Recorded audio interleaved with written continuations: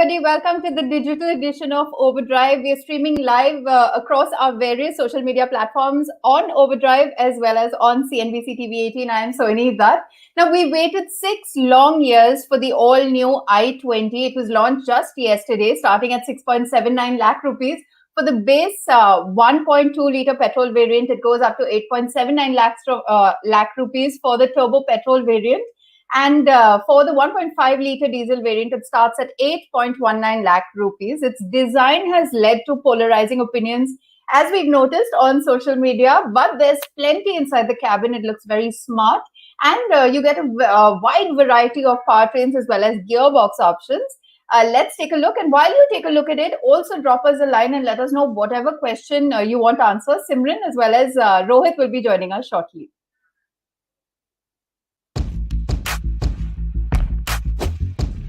We've all probably seen pictures of the new 4th Gen Hyundai i20, but standing here looking at it in the flesh for the first time, in the metal so to speak, I need a minute to soak it all in. Though you can't see it, the new i20 is also lighter than before, with about 100 kilos cut from variant to variant thanks to its new K platform. This despite the new i20 being 10 mm longer overall and in wheelbase, not to forget that it's wider as well. I was personally a huge fan of the previous gen car's styling. It had swoopy, curvy lines and it looked like it was styled in Italy. This one looks like it's been styled in Germany.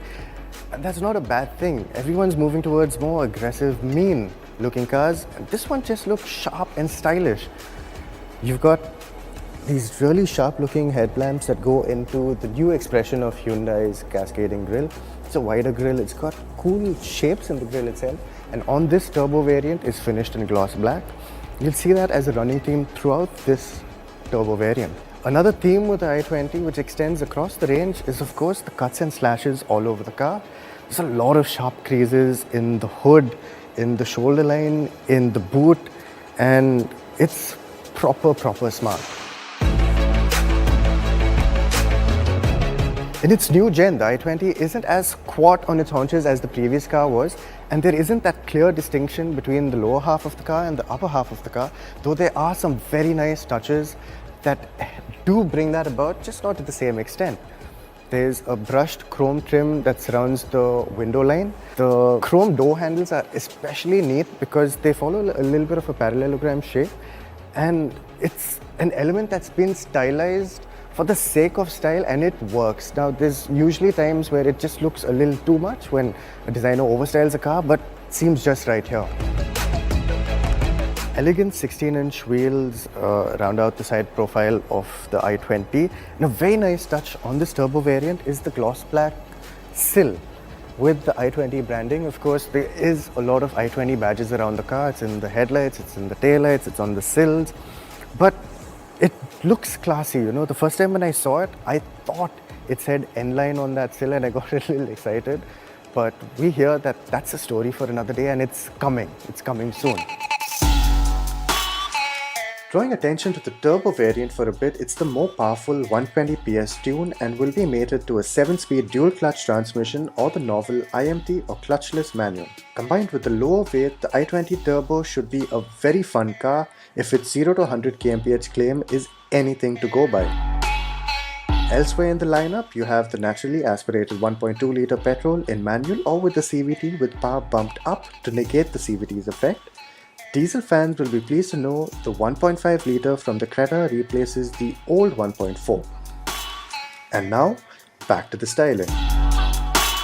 The rear was one of the angles that I thought I would miss the most, considering how curvaceous and wide the previous gen car looked. But this one actually brings a whole different element of style to it. The LED light signature is quite sharp and distinctive, and for the India spec car, of course, they've shortened it by a few millimeters, which is purely through the bumpers. There's no visible changes that we can see, but the one thing that you do make out versus the international spec car is the addition of the chrome strip that runs from the lights right through. On international spec cars, there's a reflector in the middle that sort of kind of makes you think that it's going to be a light strip running right through. Truth be told, I think I prefer the treatment of that. But This, I think, is just the right amount of chrome too. Hyundai's been doing some really good work with the diffusers that they're putting on their cars, and the one on the new i20 is no exception. It's finished in gloss black on the turbo variant and it looks sharp. The interiors of the new gen i20 are a sea change from the previous model. Gone is basically everything concentrated in the center of the dashboard, and things just feel a little more spread out. Large central infotainment touchscreen, completely redesigned dashboard layout, completely redesigned interiors for that matter. New design steering wheel, quite similar to the Creta, but some nice finishing touches in the way the red and black has been coordinated on this turbo variant. You get a fully digital instrumentation screen, 3 segments with the speedo on the left, the tachometer on the right, reverse, which I just don't get, and a central screen which I feel could have been used a little more intelligently to show you just a little more information. Coming back to the layout of the central tunnel, it's the infotainment screen up top, these beautiful AC vents which kind of tie in with the striations on the dash. Seat change, I said that, remember? And these striations kind of remind me of like a beluga whale. It's a very classy looking finish. Further down you get the climate controls with very nice toggle switches for your AC and blower speed, large marked switches with backlight for the rest of your climate controls, your wireless charging pad, 2 cup holders, and the handbrake, all in very easy to reach positions, and even the positioning of the driver's side armrest doesn't really get in the way of anything, and it seems like there is a good amount of space in here. Another aspect that really lifts up the ambience of the cabin is the ambient lighting. There's lighting in the footwells, there's lighting in the door handles, and there's lighting under this element right here. It'll take you about 45 seconds before you realize that the new i20 comes with a sunroof. It's not a panoramic sunroof, but it is there and will likely be a huge draw for potential customers. Finding a comfortable driving position in the new i20 is rather easy. The steering wheel comes out to you and is adjustable for rake as well. And the seat actually goes quite low. There's nice firm bolstering. Seems like under thigh support might not be the best, but in this situation right now it feels like it's okay. And visibility all around is really good.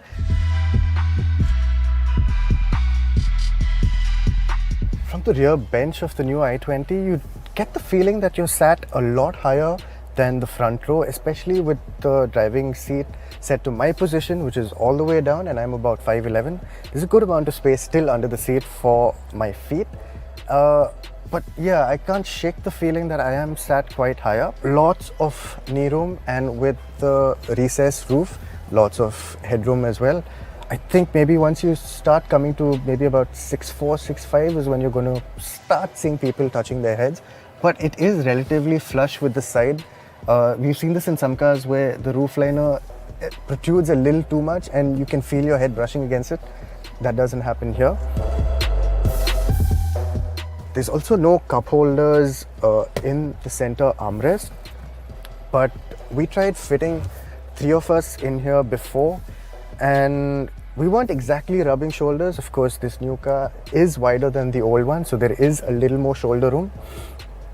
It's a comfortable place to be.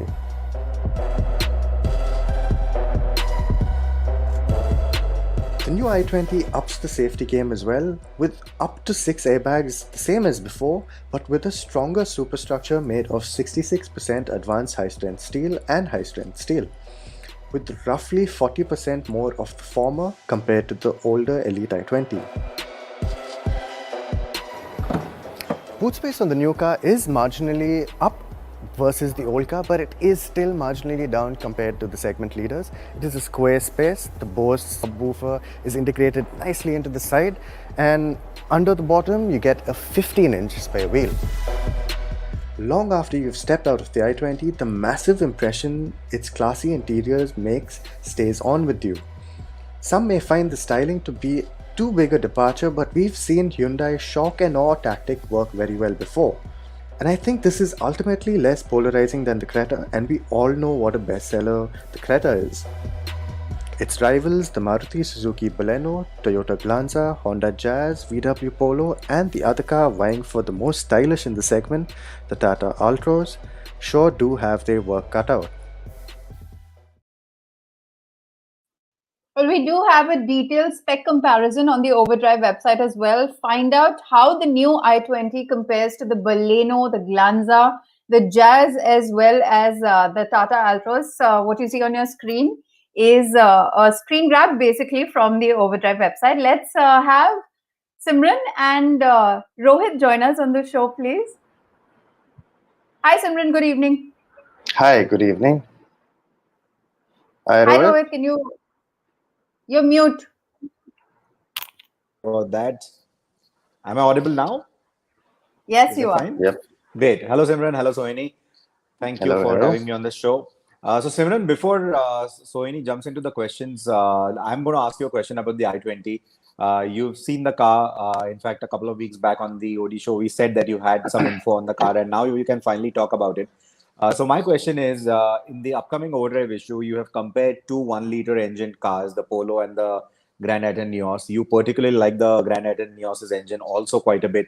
Now you have that same 1-liter engine coming into the i20, but with the additional feature and the space that the i20 now brings along with it, and now pushing that price, the ex-showroom price of this particular variant beyond 11 lakh rupees. Do you think it still makes sense? Does it have so much kit and so much go in it to demand that kind of money? Because premium hatchback crossing that kind of a bracket right now, it's going to be unfathomable for a lot of people.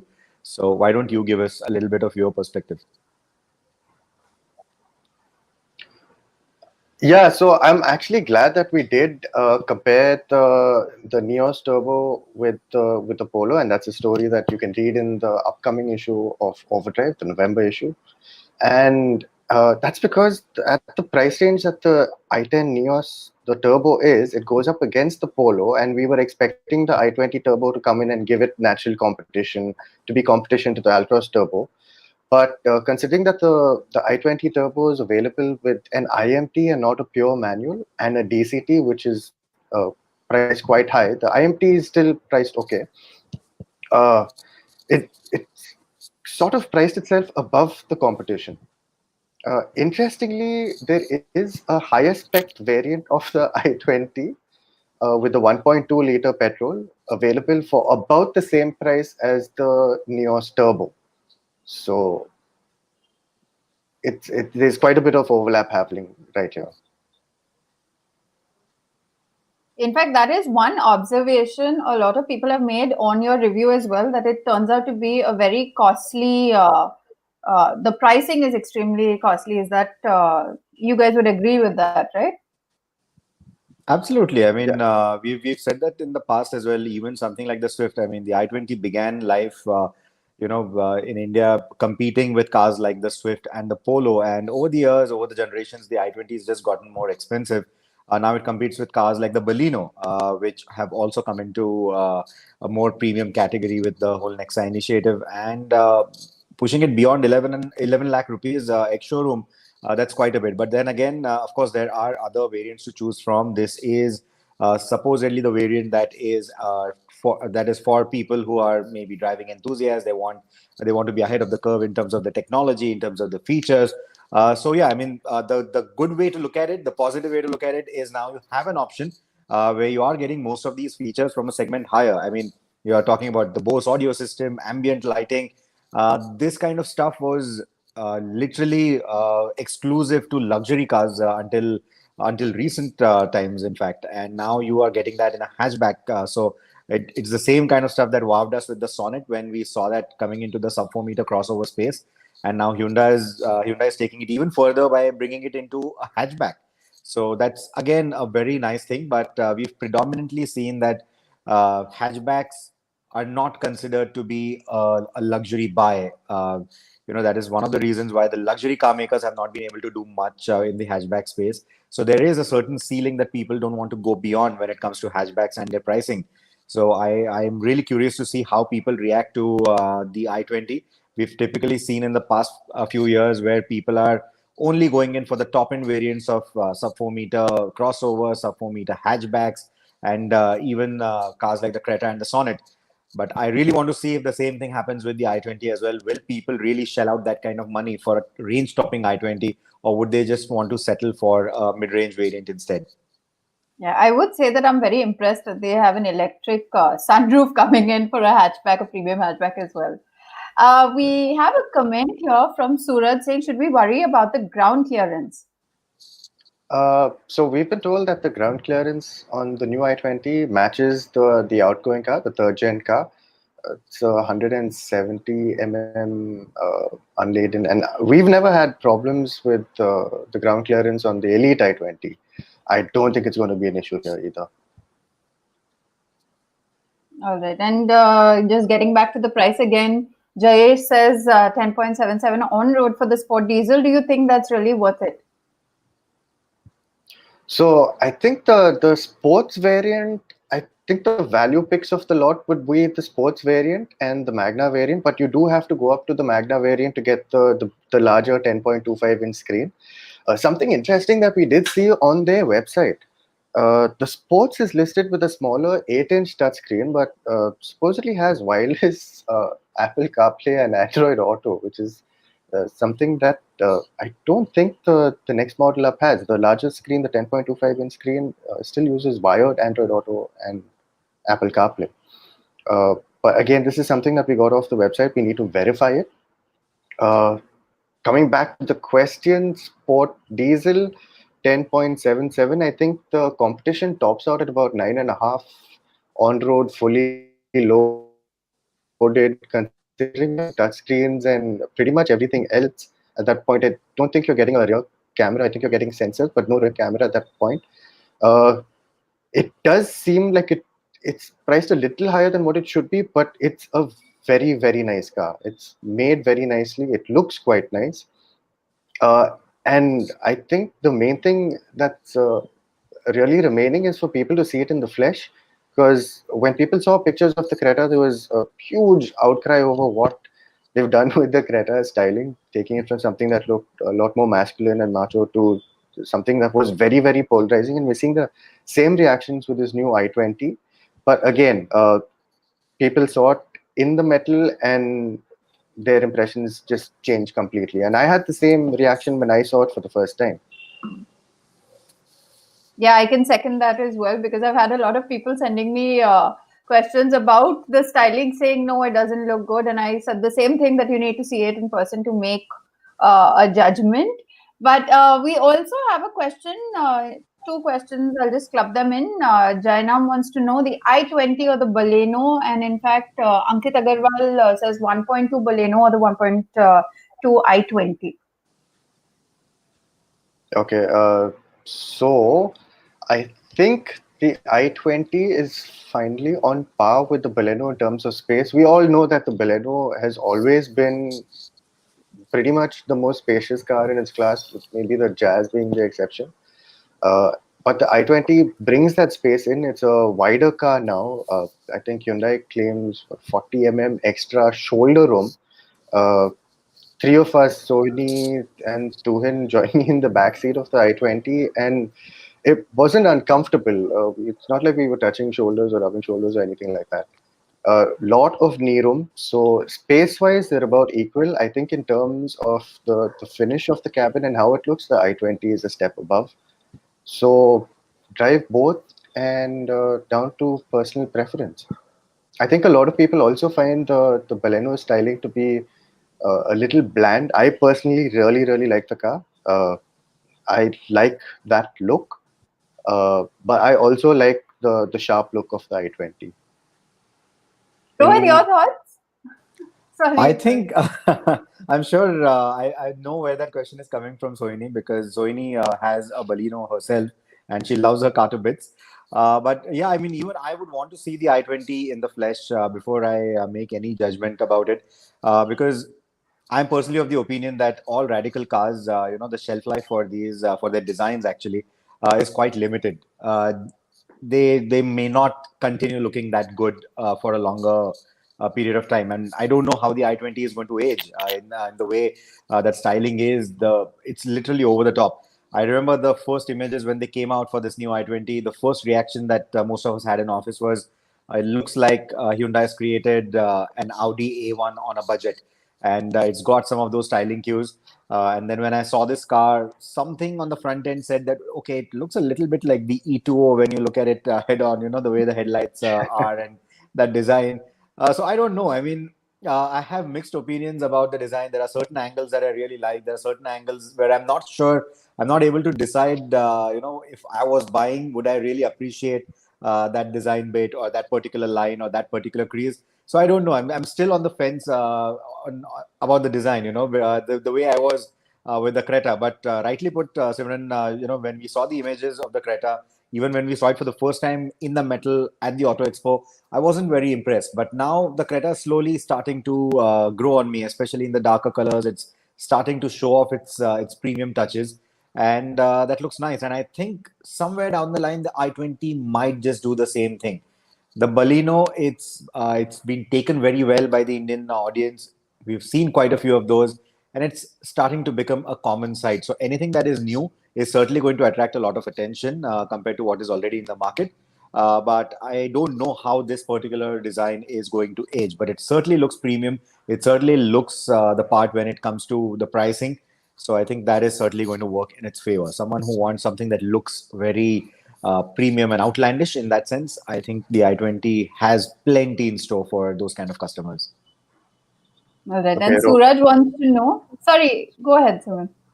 I was going to make Rohit's life a little more difficult and ask him which one he would pick purely in terms of exterior design, Altroz and the i20, because I think in terms of styling, these two are proper head-to-head. The Altroz brought a lot of flair to the segment, and now the i20 is coming with maybe a little more European, a little more of a German tinge to the styling. So, what would you pick? Between the Ultras and the i20, I think I would pick the i20 because the Ultras, there are still some design bits that I'm not a big fan of, especially the front end, especially that fog light sitting high up in the bumper. I just don't like that design all that much. The rear end of the Ultras really looks nice, and the i20 seems to have somehow borrowed those same kind of cues. I'll not say borrow may be a wrong word for it. It has similar design cues at the rear with that blacked out rear end just under the windshield and all that, but the i20 just feels a lot more classily done. So at least in the images, if I were to just choose depending on these images and the video that you've just shown us, I think I would still go with the i20. Right. Interestingly, at the launch of the i20, the head of exterior design for Hyundai was talking about the car, Simon Losby, and he used to be in charge of VW China's design. And he's in fact been one of the lead designers on a car called the Hyundai La Festa, which has a lot of styling cues derived from the Le Fille Rouge. You remember that, right? The concept Yes. that they showed at Geneva 2018, I think. A beautiful looking car. A lot of those Yes. design cues made it to the La Festa. And in fact, the i20 looks exactly like the La Festa from the front. So there's obviously someone who is in charge of exterior design on this project who's been working on cars more suited towards the Chinese market. So, and he's been reporting to Luke Donkeville, who we've discussed at length before, who was ex-head of Hyundai Design, who's now handed over the reins to Sang-Yup Lee. So there's Right. a long succession of Hyundai designs tending towards these outlandish, in-your-face, like I said, shock and awe designs. And now we know who we can pinpoint it to. I think it Right. still works. At least it's got people talking about the designs, right? It's some That's true. kind of publicity, at least. We also have a question from Jayesh. He wants to know what will be the mileage expected, considering the Elite was not that great compared to the other car in the segment.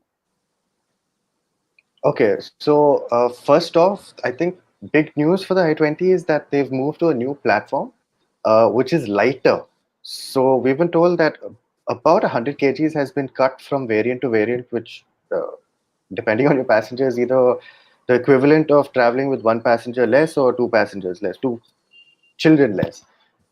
It should have an effect on the fuel efficiency. The earlier i20, I think, was about 1.1 tons or 1150 kg curb. Minus 100 kg should make a big difference. The 1 liter turbo engine, they claim 9.9 seconds for it, and that's, I think, a good second of the time over something like the Venue, which was very similarly weighted to the old car. So I think fuel efficiency shouldn't be as big an issue now. The 1.2, the regular naturally aspirated petrol, should also be slightly more fuel efficient than before. All right. Guys, let me just remind you, very shortly we have the road test review of the Royal Enfield Meteor 350 coming up. So stay tuned for that. Rohit has written it and he has a lot to say about it as well. One more question, Simran. Suraj wants to know, is there a battery in the boot as in the international model? If there is, we didn't spot it, but what we did spot was the Bose subwoofer on the top of the line model that we did see, the Astra optional. Boot space, I think, is again up versus the previous car at 311 liters. Yeah. All right. So we'll just quickly run through the car news from this week. In fact, it started off with Nissan that revealed some technical specifications on the upcoming Magnite. The compact SUV will be powered by a 1-liter petrol and a 1-liter turbo petrol motor. Both will be paired with a 5-speed manual gearbox as well as a CVT. And Nissan has also shared claimed fuel efficiency figures of 18.75 kilometers to the liter for the petrol, 20 kilometers to the liter for the turbo manual, and 17.1 kilometers per liter for the turbo CVT. Moving on, Mercedes-Benz has rolled out India's first locally assembled AMG model, the AMG GLE 43 Coupe at 76.70 lakh rupees pan-India. The GLC models have been the best seller for the German brand in India, and with this latest edition, India now has 8 AMG models on sale in the country. The Star Ease service packages for the AMG GLC 43 Coupe start from 85,000 rupees. You can read more of the details on the Overdrive website, not only about the launch, but we have also driven this car. So there's an in-depth review by Tuhin Guha on the website as well. And talking about the German brands, BMW has brought down their first fully spec'd X3M in India at 99.90 lakh rupees. It's known to sprint to 100 kilometers per hour in 4.2 seconds and is powered by the powerful S58 3-liter inline 6-cylinder engine, which makes 480 PS of power and 600 Newton meters of torque. In terms of styling, this X3 gets a new bumper with bigger air intakes, new grills around the front wheel arches, and an aggressive-looking rear bumper. There's plenty of more detail going about that particular car. You can read up on the Overdrive website. And finally, there's yet another premium electric SUV that is coming down to India next year. Jaguar India has opened bookings for the electric I-Pace. Deliveries are expected to start by March 2021. This SUV is being offered in 3 variants in the country, and when it launches, we expect it to be priced around the 90 lakh rupee price bracket to rival the Mercedes EQC. We also know that Jaguar Land Rover has tied up with Tata Power to offer home and office charging solutions to the I-Pace customers, and owners of the I-Pace will have access to Tata Power's EZ Charge charging network present at over 200 locations across the country in malls, restaurants, offices, residential complexes, and along highways. You can read up more on it on the Overdrive website as well. Mayur has asked me this before on Twitter also. When will I buy the I-Pace? I think I can only buy the scale model right now, Mayur. I would love to buy the real car as well when it would be possible. But this time, so when you buy a scale model that doesn't make noises, okay? The I-Pace is very not difficult going in to the have any market. ignition sounds. It's very difficult in the market, Rohit. I've been trying. I'm sure. I'm sure. But I think that's a good news. The I-Pace coming in. It's that news has been around for quite some time. In fact, it's been around since the mid 2019, if I'm not wrong, where people talked about the I-Pace coming to India, and it's just getting delayed. But finally, hopefully, it is going to be here by March 2021. It will join the EQC.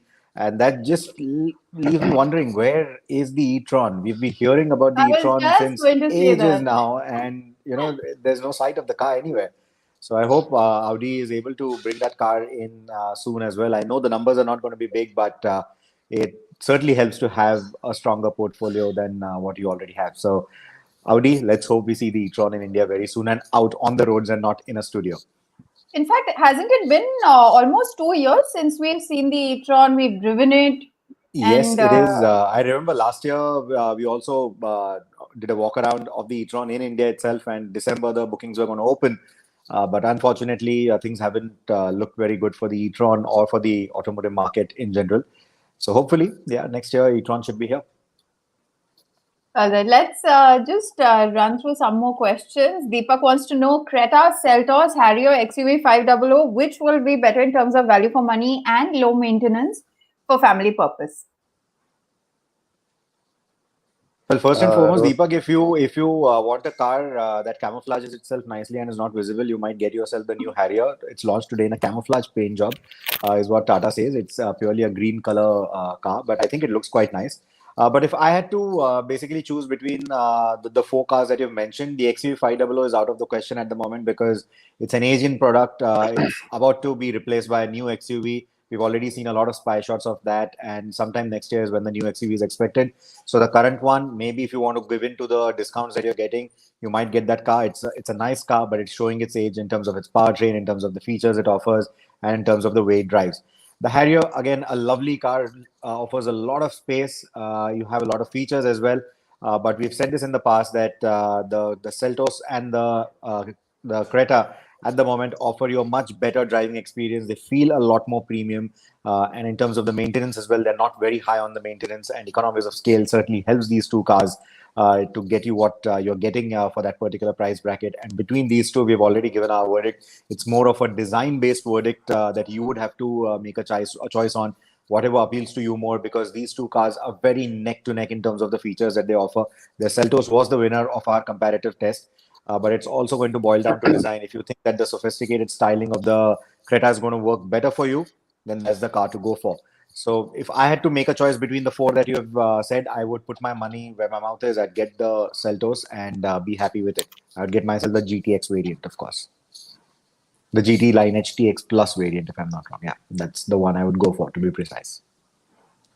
Simran, here's one for you. The i20 Asta option or the Kia Sonet GTX Plus? right, that's a huge difference in price. I think you're looking at least a couple of lakhs off. The Asta option tops out at what, 11, and the GTX Plus, depending on whether it's petrol or diesel, is what, nearly 12 and a half? No, 13. A little yeah. high, no, a little higher than that, yeah. Yeah, so But if, I if like price wasn't the deciding factor, and if you would go for either, then which one would you choose?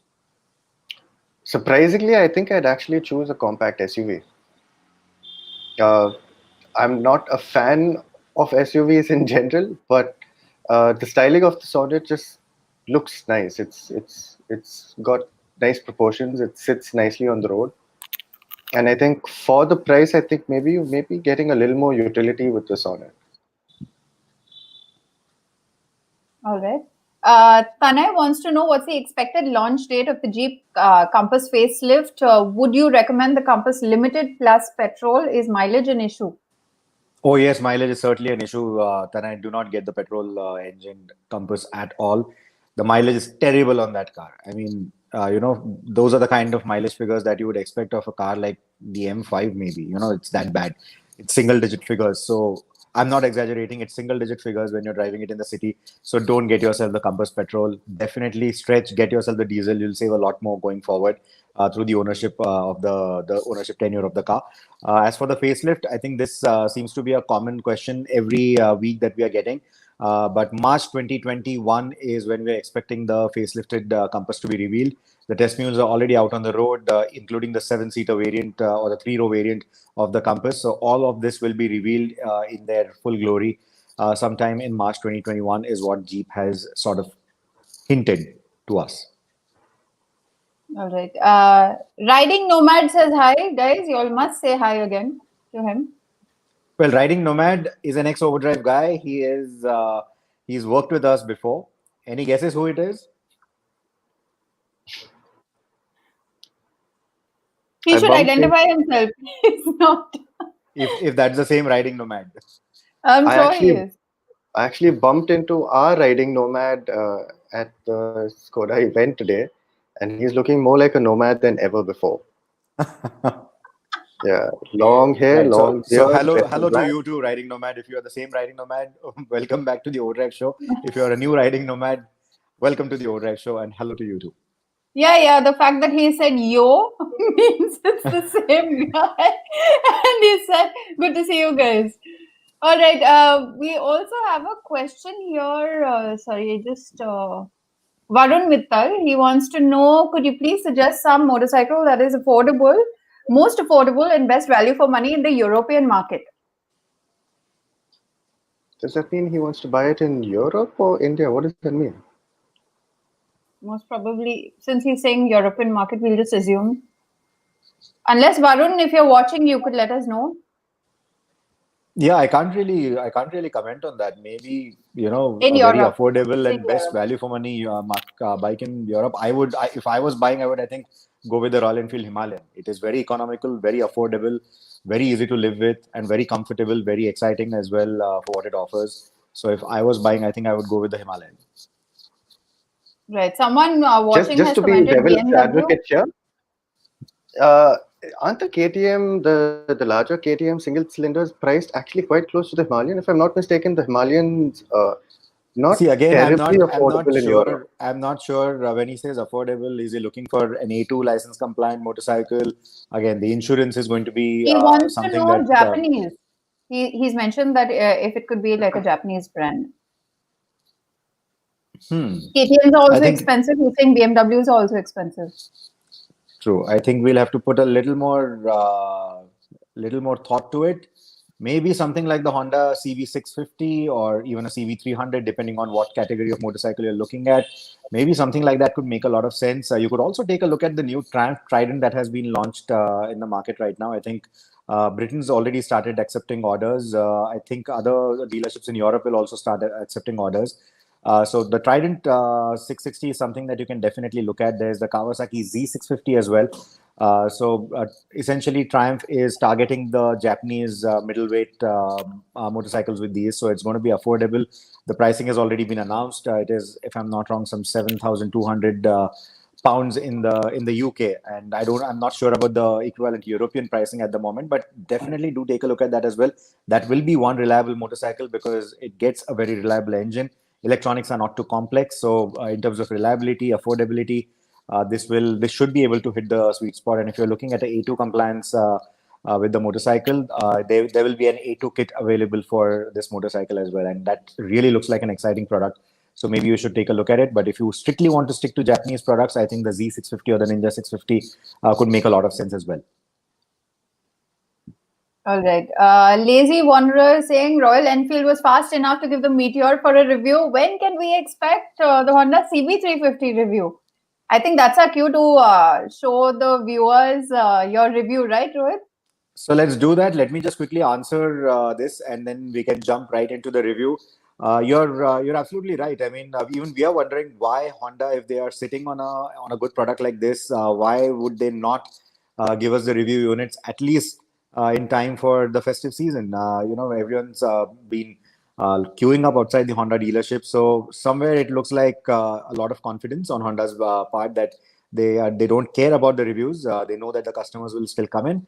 or it's just that the demand is so big that they don't have time to create a test vehicle or a media unit for us to try out. They've clearly told us that after the Diwali rush is over is when they will look at giving us a motorcycle. Until then, they can't do much, is what they've said. So I'm not sure what the real reason is. We are still waiting for the Africa Twin. The Triumph Tiger came, it was launched, it was almost sold out for the first 2-3 months. It went into a long waiting period, and yet Triumph managed to get us the motorcycle on time. So be it the premium segment, be it the entry level segment, everything's happening fine. But Honda, for some reason, is just not able to churn out the media units. I don't know if they don't care anymore or what the deal is all about. But yeah, you're right. The motorcycle is still not here. So as and when that happens, we'll hopefully have a review for you. All right. So before we jump into that review, the last all-new motorcycle from Royal Enfield was the 650cc twins, but now we have the Royal Enfield Meteor 350. It's been launched earlier today and starts at 1.75 lakh rupees, which just about undercuts the pricing of the newly launched Honda CB350 motorcycle. And here's all the details from Rohit. In the late 90s, Royal Enfield brought back the idea of forward foot pegs, a teardrop tank, ape handlebars, a light city cruiser. They called it the Lightning 535. Then in the early 2000s, they evolved that idea into the Thunderbird. And since then, the Thunderbird has been catering to the Royal Enfield fans with 350cc and 500cc engine options, and also a lot of updates and upgrades along the way. But it's been around an awfully long time, begging for a replacement. And that replacement has finally arrived. This is the Royal Enfield Meteor 350. Replacing the Thunderbird means that this one too has the split seating, an optional backrest, the teardrop tank, but with lower set cruiser handlebars that don't ape anything from the RE portfolio. It's an all-new chassis, engine and bodywork with plenty of rounded surfaces in typical cruiser fashion, down to the master cylinder, the switchgear cube, the grips and even the bar and weights. All built with the same quality and processes that were put in place for the premium 650cc twins. The new LED ring that you see around the headlamp and tail lamp has been the most common lighting mod for most Royal Enfields, but the factory design looks classy and has warranty. You are probably wondering what this little bright display is next to the instrumentation. Well, RE calls it the Tripper module, which pairs with the RE app on your phone and uses the app's inbuilt Google-powered navigation for turn-by-turn directions. The Meteor is an all-new motorcycle, which means that it uses an all-new chassis. It's about 6 kilos lighter than a Thunderbird, which may not sound like much, but because of the new chassis, it actually feels quite light on its feet. Be it riding around town, tackling the bends, taking U-turns, or even getting your feet flat on the ground, the Meteor does not feel overbearing.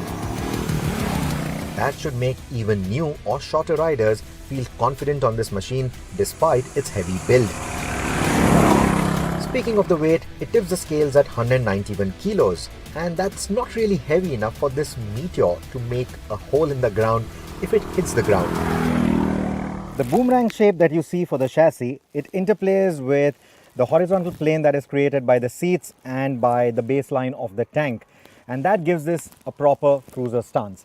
Now the rake angle is slightly different than that of the Thunderbird. Couple that with the low set handlebar and a 10mm lower seat, and you have a much more relaxed rider triangle. Also, the changes to the rake and the overall front end geometry gives this a slightly friendlier front end feel, and that makes a world of a difference. The Meteor doesn't need a lot of effort at the handlebar and enters corners quite willingly with a confident front end grip. The Seat Zoom Plus tires have a sporty thread pattern and not a retro pattern that I was expecting otherwise, and that seems to have given them a fairly good grip on dry as well as wet surfaces.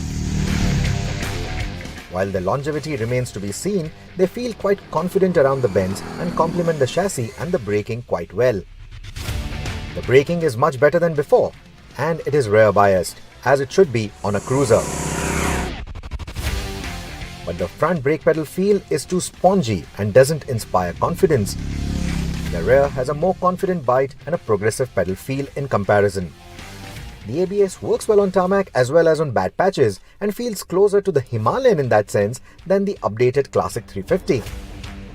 The confident handling dynamics and the light-footed nature of the Meteor instantly tell you that this is a new age motorcycle, and that's a very good feeling to have. There are, however, a few shortcomings with the suspension setup. Like the rear, for example, it tends to squirm and hop quite a bit on tighter bends. Of course, fiddling with the preload adjustment has helped a little bit. It does give you a little more confidence, but this isn't a sharp handler, so don't even expect that from this, because this again is a cruiser. And here's one more interesting observation I've made. I urge you to do the same and tell me if you feel the same way. If you give a light hammer fist on the handlebar, it translates to vibrations that pass through the entire front end, and you can also feel it in the foot pegs. It's like the tuning fork effect, so to say.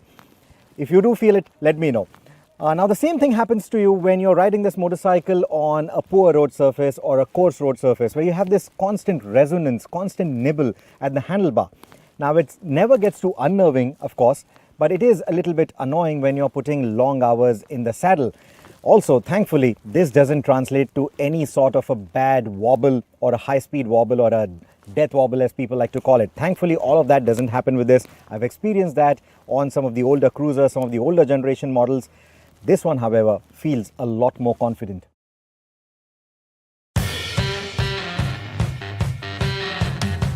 Speaking of bad roads, the Meteor does unsettle itself over poor road surfaces, but doesn't get unnerving, and honestly, the ride feels a lot more pliant than what you would expect of a cruiser. It also sits on a 25mm higher ground clearance for better bad road capability, so if you're wondering about the trips to the mountains, the Meteor will do just fine, just like the Thunderbird did. The Himalayan's already shown us that Royal Enfield can make a smooth single-cylinder engine. The Meteor is now a better example of that fact. That said, Royal Enfield claims or insists that the feel of a Royal Enfield is more important than outright performance, and that is why there is enough steel for the feel inside the engine. There's enough weight on the components to make sure that it gives you the sensation that the engine is crafted in metal. The new 350cc engine has a larger bore and a shorter stroke than the Thunderbird, but it is still a long stroke engine. And it has been tuned such that it offers an extra 1000 rotations on the rev band, and the revs don't drop as easily. What that means for you is that the engine braking is a lot linear and not sudden like you had on the previous Royal Enfield 350cc engine. What that also means is that you are usually in the meat of the power band, and roll-on acceleration is relatively quicker for pulling overtakes. You also found the engine to feel less stressed than before when carrying a pillion and luggage. There's also a balancer shaft now, which means that the vibrations have been smoothened out. Now couple that with the new age emission norms, and well, the thump isn't as prominent.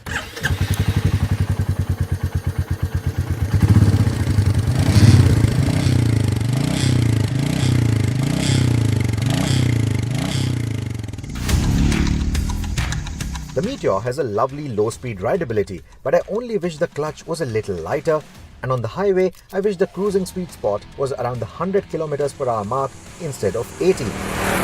The max speed that we hit was an indicated 120 km/h, and even at these speeds, the motorcycle feels quite stable.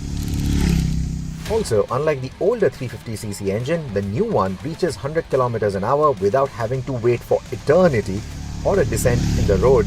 So while the power and torque output is almost identical to the outgoing motorcycle, the Meteor feels a lot more energetic. As before, the saddle is also comfortable for those kind of distances, but the rear seat is stubby, and a generously sized rider like me wearing a hydro pack all the time, there is little room left for the pillion, so a slightly longer seat would have certainly helped. So if pillion comfort over longer distances is very important to you, the Himalayan could actually make more sense to you. But if riding to work, cruising out on the open highways in that laid-back manner, if that's what you seek, I think the Meteor is the Thunderbird that you've been waiting for in 2020. So why isn't it just called the new Thunderbird? Well, that's because Royal Enfield wants to take this to the global markets, take it to Britain even, and there they can't really use the word Thunderbird. Triumph. It certainly looks fit to do the job, right? I mean, it's well built, and the hero of this motorcycle is that 350cc engine. Will there be a 500 like you had with the Thunderbird? Maybe not, because at the price at which the 350 Meteor comes at right now, the 500 could actually not make as much sense as maybe a 650. A Super Meteor maybe with that 650 parallel twin? Who knows? What I do know is that the Meteor 350 could find a lot of takers for everything that it packs in, despite the cruiser segment getting a lukewarm response at the moment. But more importantly, if this is the sign of things to come, a classic 350 based on these underpinnings is going to be the icing on the cake.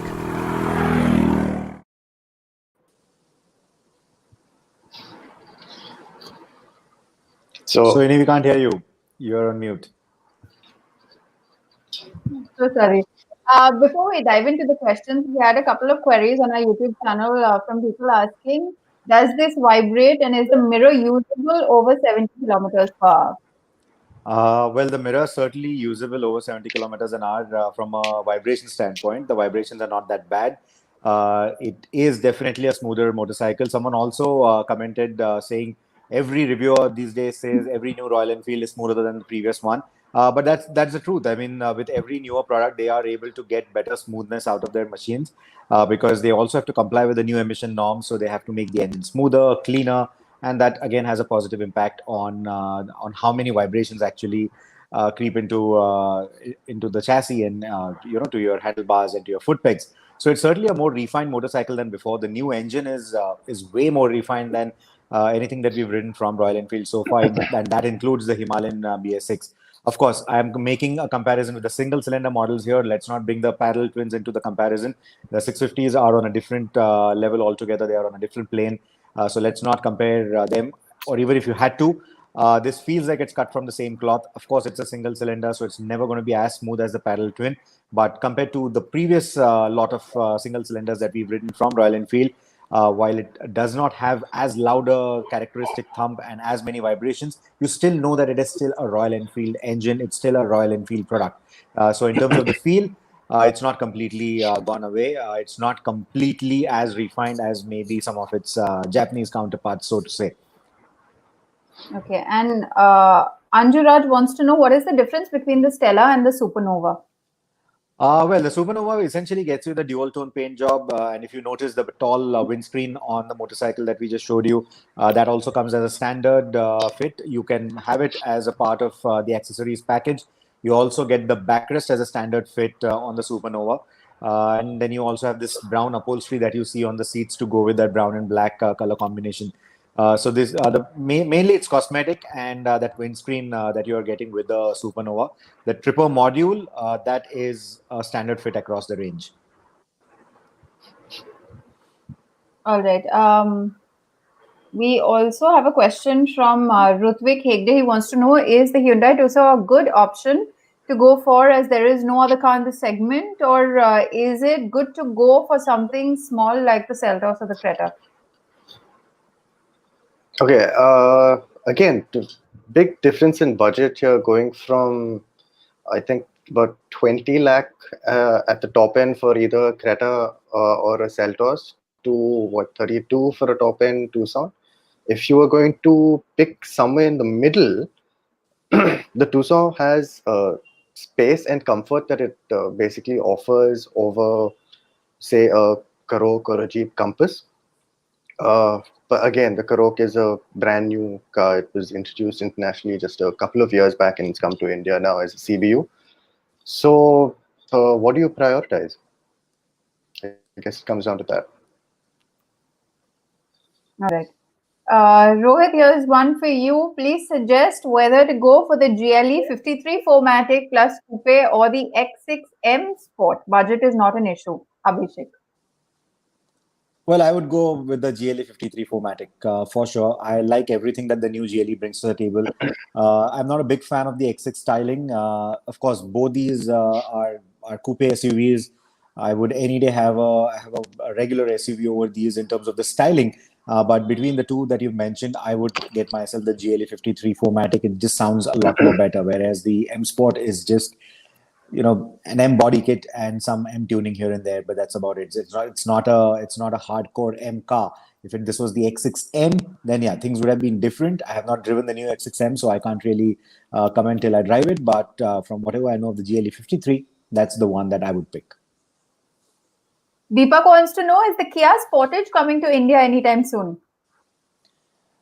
No. Well, it was on the cards, but I don't think it's going to happen anytime soon because now Kia is it's only looking at the high volume segment. We've seen that the Tucson has not been like a big volume player for Hyundai, and the Sportage essentially is Kia's variant of the Tucson, if I'm not wrong, and. I don't see that happening anytime soon. I think what they'll now concentrate on is the MPV segment. They're also concentrating on electrics. So I think they're going to look at uh, all high volume segments, and I don't think the Sportage is going to picture anywhere in that. All right. And we have a question here from Pankaj. He wants to know, are there any plans by the VW group to launch the updated Passat and the Tiguan 5-seater? Tiguan 5-seater, Yes. I'm not very sure about, but the Passat, the facelift, we've already seen it on test. I think Simran and I also spotted it during one of our shoots, and we also have photos of that car on the OVERDRIVE website. To definitely give it a search and maybe take a look at it. But yeah, the updated Passat is certainly coming. Tiguan 5-seater, I'm not too sure about. Simran, have you heard otherwise? We've been told to expect a mystery SUV before the Tiguan comes in, and I'm guessing this is the mystery SUV. I think the Tiguan has it may be a niche product, but it has a very loyal set of customers, people who want to stay within the VW brand, and this is something that we see quite a lot with VW. People who owned Polos, maybe older Jettas, and they want an SUV, and they've fallen in love with the Tiguan Allspace, the T-Roc. Uh, I was speaking to a dealership about who's buying the T-Roc, and he says more than people cross shopping between, say, a Creta, Seltos, that segment, and the T-Roc. It's coming from people who have owned Volkswagens, right from the Polo to the Touareg. People are walking into the showroom after getting out of a VW and saying, you know what, I like the T-Roc, I want it. And Simran, is the Nissan Magnite worth waiting for? Oh yeah, for sure. For sure. So we have some news in that respect. The launch is not going to be as long a wait as we initially were told. We were told it's going to be launched in Jan 2021, but I think that waiting time is going to be cut down by about a couple of months or so, end November, and you should be sorted with the Magnite. All right, let's just take one last question. In fact, it's a very timely question. Is the Gloucester a nice choice, or should he wait for the Fortuner, the Endeavour, and the modified, or modify them with aftermarket accessories? Okay, again, we've got a very interesting comparison that's in the coming issue of Overdrive, which is hitting stands any day now. It's the Gloucester versus the Fortuner versus the Endeavour. It's the Fortuner and the Endeavour is the oldest comparison in the book now. They've been at it through generations, and the Gloucester has brought, I think, space features to the party, where the other two are slightly older models in that sense, even though the Gloucester itself is based on an older model that's available internationally. So I'm not going to give away the verdict of a comparo just yet. It's in the Overdrive magazine, but just know that if you like, or if your priority again is just outright space, it's probably the Gloucester that you're looking for. But again, we have a slight twist in the verdict. Well, Simran is talking about the print review. Rohit and I can say that in a couple of days, any day now, you will have the video review as well. So Yes. keep an eye out on various social media platforms for that one as well. So, Right. guys, I think with that, we should wrap up our show. But thank you all for joining in. And just let me remind you that the Overdrive TV show is on CNBC TV18 tomorrow at 1 p.m. And you can catch the repeat telecast on Sunday at 12:30 as well as 8 p.m. We have, like you can see, the latest launches the Hyundai i20 as well as the Royal Enfield Meteor 350. In fact, the detailed review of both of these, this car and this motorcycle, is on our YouTube channel, so you can check that out. We've had the Atal Tunnel story up on YouTube as well, a longer version. You can check that out as well. Thank you so much for watching. Thanks, Simran. Thanks, Rohit, for joining us. Thank you, Sohini. Thank you, Simran.